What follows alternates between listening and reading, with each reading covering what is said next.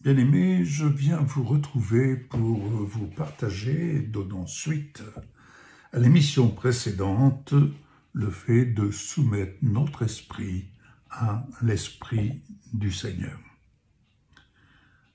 Et là, nous allons voir sur le fait d'être justement conduit par l'Esprit de Dieu. Nous vivons sous la grâce de Dieu qui nous est révélée en Jésus-Christ. Toutefois, apprenons à marcher sous la conduite du Saint-Esprit. Et la conduite du Saint-Esprit n'est pas le fait de marcher selon ce que nous pouvons avoir sur le cœur, car nous pouvons avoir beaucoup de choses sur notre cœur, mais il y a une nuance par le fait de marcher sous la conduite du Saint-Esprit. Voyons ce qui nous est dit dans Exode 16, verset 4. Je lis.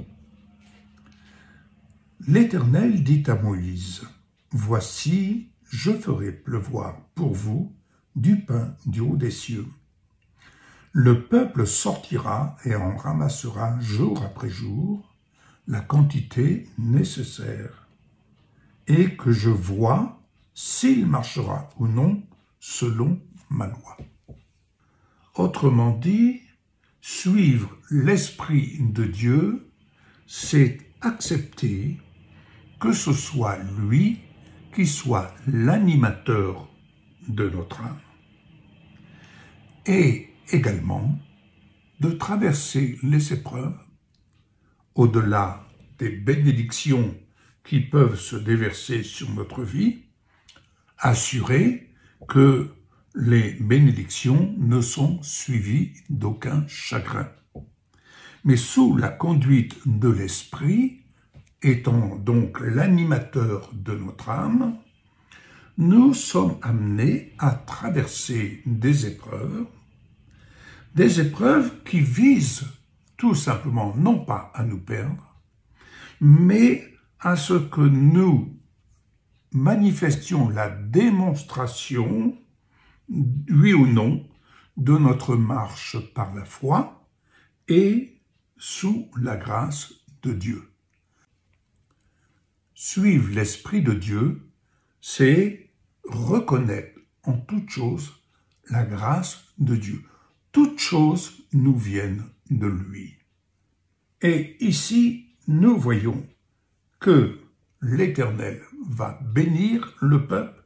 Et si vous lisez dans Exode 10, vous allez vous rendre compte comment le peuple a été béni de la nourriture. Toutefois, venez avec moi dans le psaume 78, qui relate ce passage. Le psaume 78. J'y suis. Le verset 24 et 25 nous dit « L'Éternel fit pleuvoir sur eux la manne pour nourriture. Il leur donna le blé du ciel. Ils mangèrent tous le pain des grands. Il leur envoya de la nourriture à satiété. » Vous pouvez lire ce passage et vous allez voir, parce que si je me mets à tout lire, cela va être plus long. Verset 29, il dit « Ils mangèrent et se rassasièrent abondamment. Dieu leur donna ce qu'ils avaient désiré. Et ils n'avaient pas satisfait leur désir, ils avaient encore leur nourriture dans la bouche, lorsque la colère de Dieu s'éleva contre eux. Il frappa de mort les plus vigoureux. Il abattit les jeunes hommes d'Israël. » Et au verset 32, il nous est dit « Malgré tout cela, ils continuèrent à pécher. Ils ne crurent point à ses prodiges. »